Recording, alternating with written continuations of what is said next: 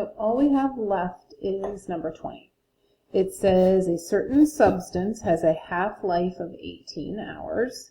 Let A be the original amount of the substance and let L be the amount left after each hours.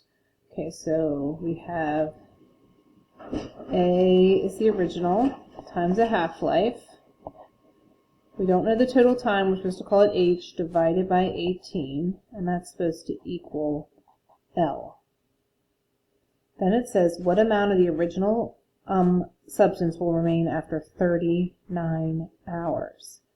Okay, so we'll just, our original substance we'll just say is 1 times 0.5 to the 39 over 18.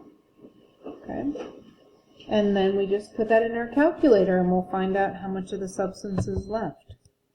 So I've got, start off with all of my substance times 0.5 to the, in parentheses, 39 over 18.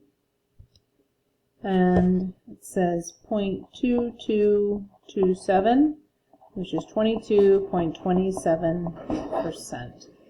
So after 39 hours, only that much will be remaining. And that's number 20 from Lesson Master 9-6.